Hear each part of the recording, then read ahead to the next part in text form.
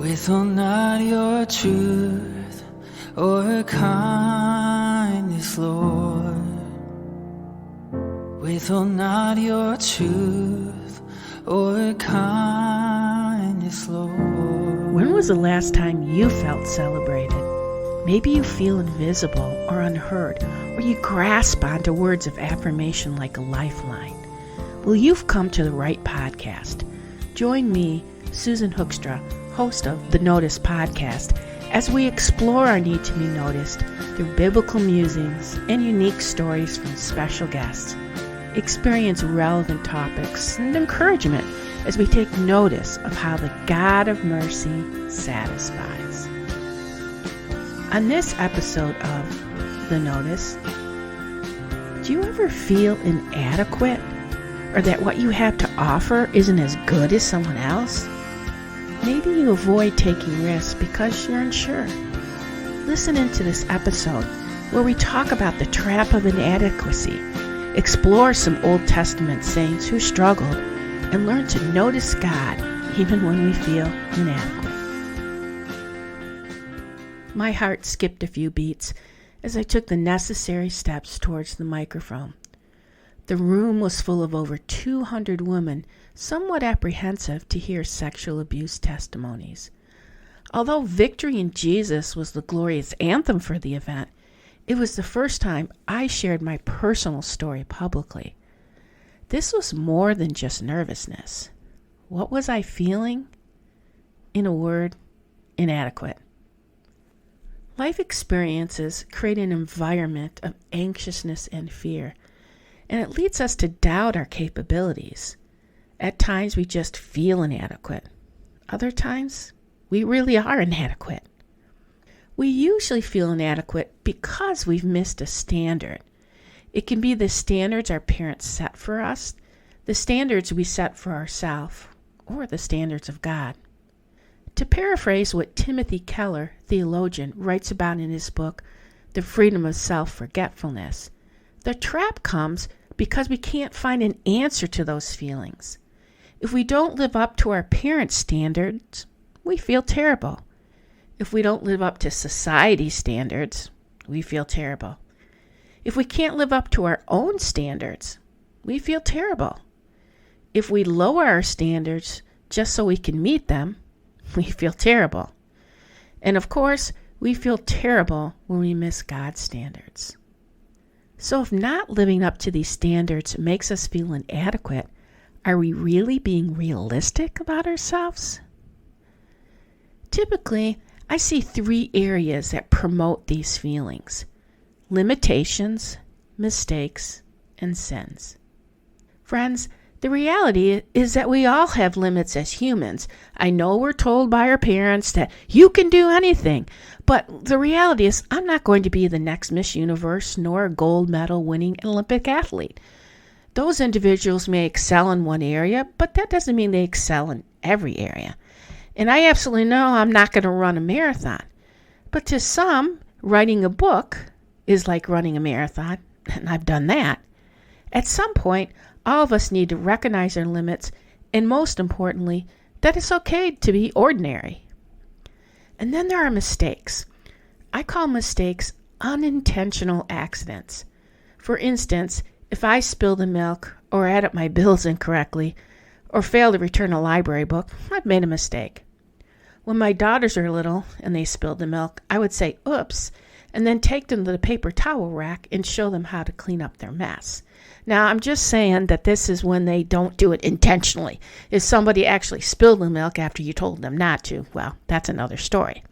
And that comes up to the third way we feel inadequate is when we sin. Sin is blatant disobedience to God's standards because we know better. But we can also sin by ignorance of God's standards. For example, I have a much clearer picture of patience every day. I used to be extremely impatient, but now as I grow in Christ, I recognize my impatience in my life more than I ever did, and I would say I'm really impatient even though others might not say so. So how do we respond to these limitations, mistakes, and sins? Will a different response help us with our feelings of inadequacy? I'd like to take a minute and look at some Old Testament saints. Just bear with me a little bit. We're going to sort of be armchair psychologists, if you will. Let's take a look at Moses. When God told Moses to lead the Israelites out of Egypt, Moses didn't feel up to the assignment. He felt inadequate. He says to God in Exodus 3:11, "Who am I that I should go to Pharaoh and bring the children of Israel out of Egypt?" Later he says in Exodus 4:10, "O my Lord, I am not eloquent, either in the past or since you have spoken to your servant, but I am slow of speech and tongue." Moses even says later in verse 13, "O Lord, please send someone else." Now, we could go back and analyze why Moses felt inadequate. Perhaps he had an identity issue because he was born an Israelite but raised Egyptian. Or perhaps he felt inadequate because he actually sinned and killed an Egyptian. Or maybe it was just because he stuttered. He identified his limitations, his mistakes, and his sin. And then there's Jeremiah. Jeremiah was born into a religious family and was groomed to be a priest. In today's terms, he was a PK, pastor's kid. But Jeremiah didn't end up becoming a priest, so in a sense, he didn't live up to his family's standards or expectations. He became a prophet instead.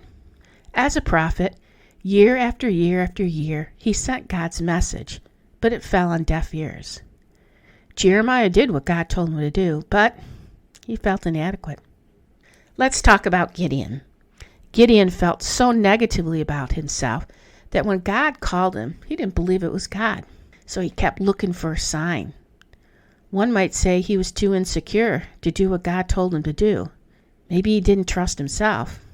Maybe he didn't trust God. And then there's Isaiah. As a prophet, he had a vision from God where he saw God Almighty high and lifted up. Friends, if you got a glimpse of God yourself, wouldn't you respond the same way Isaiah did? In Isaiah 6:5, he says, "Woe is me, for I am lost, for I am a man of unclean lips, and I dwell in the midst of a people of unclean lips. For my eyes have seen the King, the Lord of hosts." Certainly, he could admit he was a sinner and fell short of God's standards. So how do we notice God when we feel these limitations, mistakes, and sins? Let's take a look at King Jehoshaphat, the fourth king of Judah. When Jehoshaphat was most connected with God, he had a great mindset. In 2 Corinthians 20, an alliance of nations decides to march against Judah. This alliance was much more than the armies could handle. The first thing he did was acknowledge his inadequacies. Secondly, he admitted that he needed God. 2 Corinthians 20:12 tells us, "O our God, will you not execute judgment on them? For we are powerless against the great horde that is coming against us." And then here's where he acknowledges and admits, "We do not know what to do, but our eyes are on you." Friends, isn't dependency on God the root of humility? So how would the lives of these saints be changed if they started out acknowledging their inadequacies and depended on God instead? What if we just took the focus off their limitations? Louis Giglio, in his book Waiting Here, says, "Humility is not thinking you are less. It is never forgetting the fact that it is Jesus who made you more." So what about those Old Testament friends? Did they remember who God is? Did they persist? Did they obey? And then they receive God's mercy? Interestingly enough, God told Moses how to respond to his feelings of inadequacy. He didn't try to make Moses feel better about himself or unnecessarily validate him. Instead, he said, "Just tell them, I am sent you." So what if we simply remembered God when we felt inadequate? Friends, when someone talks about their inadequacies excessively, we need to be careful. If we immediately express empathy or use words of affirmation in the name of support, we may be trying to rescue someone from the conviction of God. God implied that how Moses felt about his inadequacies was irrelevant. Just tell them, I am sent you. If we look at Jeremiah, we learn that he struggled with depression. And wouldn't you, if you shared God's message over and over and over and no one listened? I can imagine Jeremiah dwelling on something he did wrong. Maybe he didn't say it in the right way, or maybe he missed it when he didn't become a priest. But what Jeremiah tells us is that persistence is a way to release ourselves from that trap of inadequacy. And then we got to talk about Gideon. Gideon tried all kinds of end runs. Perhaps his insecurities were lack of trust in God or himself. But eventually Gideon took action and obeyed. And because of his obedience, God equipped him to eventually become a confident and courageous leader. Think about this. What do you think the best way to combat inadequacy? Well, feeling confident, right? And when we obey God, don't we get confidence? And let's not forget Isaiah. Isaiah rightfully felt inadequate next to God. God revealed in a dream that the root of inadequacy is sin. But friends, when we acknowledge our iniquity, mercy enters the picture. In Isaiah 6:7, Isaiah describes the dream. Then one of the seraphim flew to me, having its hand in a burning coal that he had taken with tongs from the altar. As he touched my mouth, he said, Behold, this lip has touched your lips. Your guilt is taken away and your sin atoned for. So go ahead. Take notice of your limitations, mistakes, and sins, but don't dwell on them. Mercy has it covered. You are atoned for. And once we receive that, we no longer have to feel trapped by our inadequacies.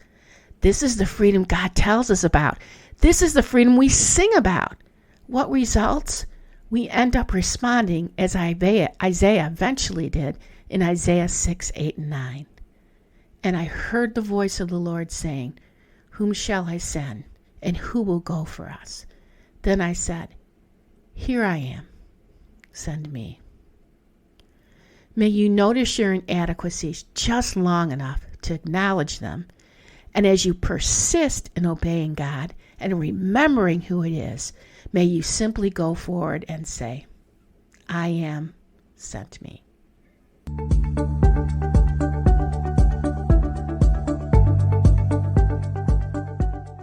What you just heard was an excerpt from one of the chapters in my book called The Trap.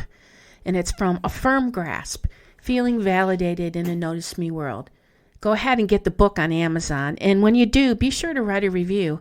Authors ask for the reviews to help us get more eyes on their books, so please write a review. Also, I have been a regular guest on Toledo's Proclaim FM 102.3, discussing more excerpts from the book.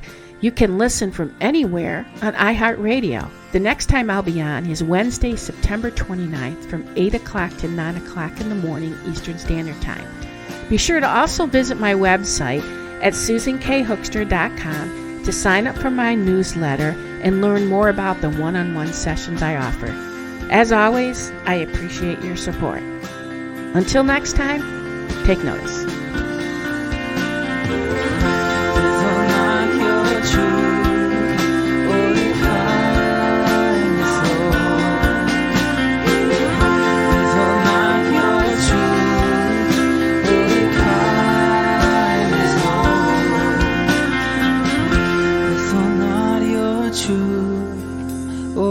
Kindness, Lord.